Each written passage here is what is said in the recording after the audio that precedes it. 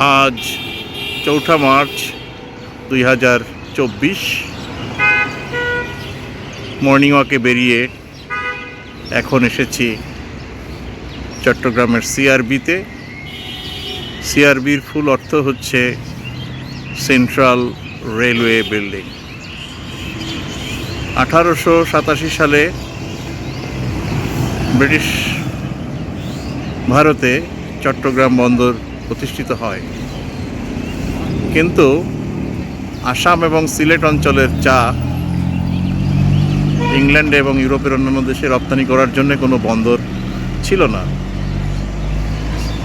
ওই চট্টগ্রাম বন্দর তখনই করা হয় চাগুলোকে বিদেশে রপ্তানির উদ্দেশ্যে। কিন্তু আসাম বা সিলেট থেকে সেই চাটি পরিবহনের জন্যে এই আসাম বেঙ্গল রেলওয়ে প্রতিষ্ঠিত হয়।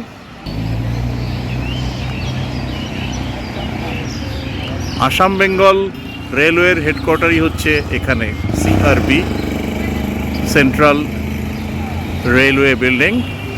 এটা বর্তমানে বাংলাদেশ রেলওয়ের ইস্টার্ন জোনের হেডকোয়ার্টার। অনেক জায়গা জুড়ে গাছগাছালি সমৃদ্ধ পাহাড়ের ওপরে এটি।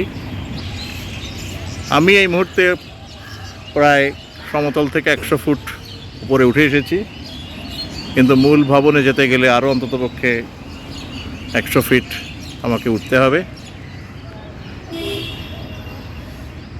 চারিদিকে অনেক পুরনো শাল, সেগুন, মেহগিনি এবং শিরীষ গাছের ছড়াছড়ি। সকালবেলায় অনেক লোক এখানে হাঁটতে আসে, বিকেলবেলায় এখানে অনেক লোক ঘুরতে আসে। তখন ফুচকা, চটপটি বা বিভিন্ন রকমের খাবারের দোকানও বসে। ফেব্রুয়ারি মাসে এখানে বইমেলা হয়। এই রাস্তাটি দক্ষিণ দিকে চলে গেছে, মিশেছে স্টেশন রোডের সাথে। এখান থেকে প্রায় 1.5 কিলোমিটার গেলেই চট্টগ্রাম রেল স্টেশন, যা সারা বাংলাদেশের সাথে যোগাযোগ স্থাপন করেছে।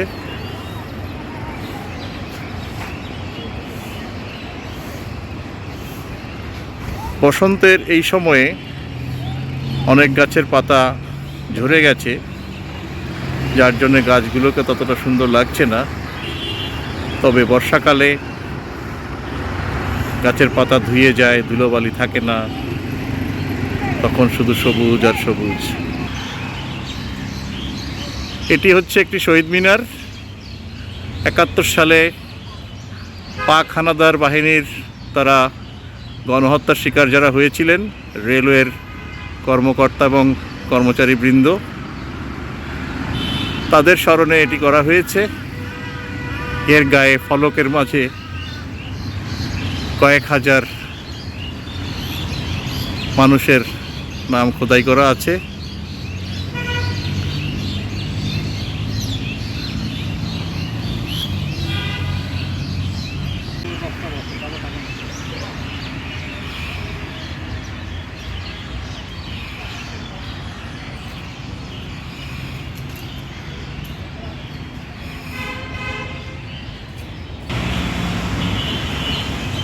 এটি হচ্ছে মূল ভবন আসাম বেঙ্গল রেলওয়ের। আর এখানে একটি বাষ্পচালিত রেলওয়ে ইঞ্জিন রাখা আছে, ন্যারো গেজ। যদিও এখনও বাংলাদেশের কোথাও ন্যারো গেজ রেল লাইন নেই। যখন রেল লাইন করা হয়েছিল তখন ছিল। এটি সাধারণ জনগণকে প্রদর্শনের জন্য রেখে দেওয়া হয়েছে।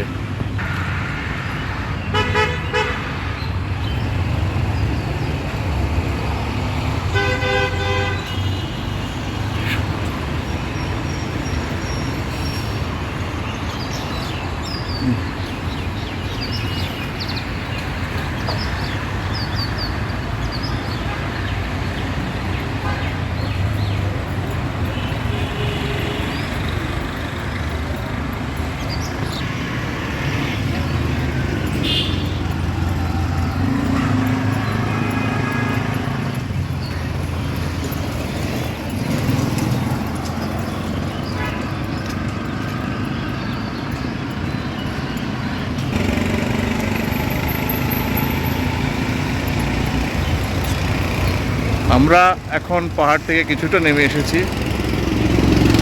আমরা এখন উত্তর দিকে এগিয়ে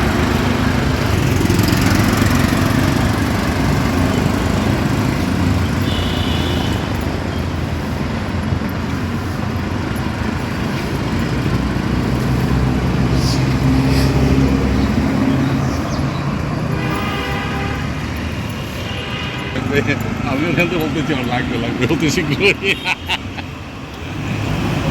লাগবে।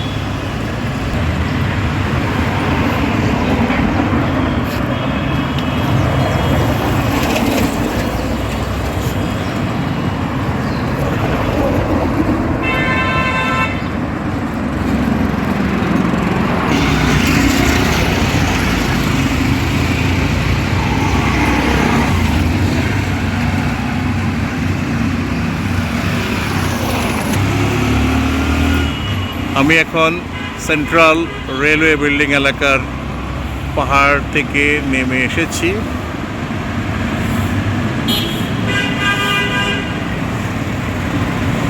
এবং উত্তর দিকে অগ্রসর হচ্ছি।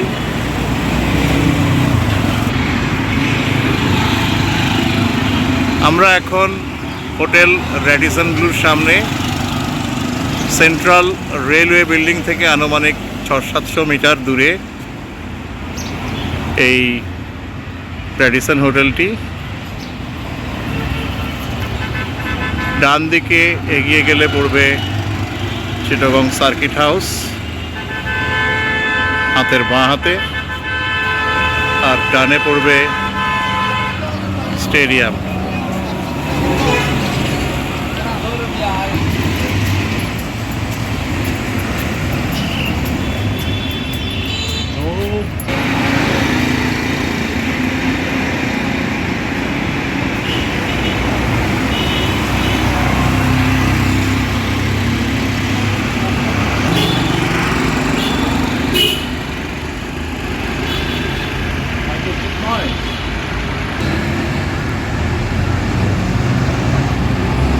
এটি হচ্ছে চিটাগং ক্লাব, রাস্তার উপরে দেখা যাচ্ছে।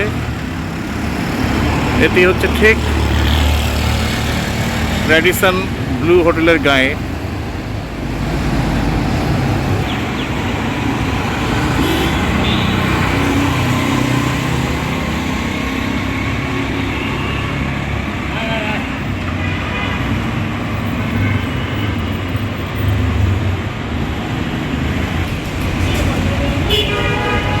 এটি চট্টগ্রামের এলিভেটেড হাইওয়ে, যা নির্মাণাধীন, যা চট্টগ্রাম বিমানবন্দর থেকে নগরীর কেন্দ্রস্থল পর্যন্ত সংযুক্ত থাকবে।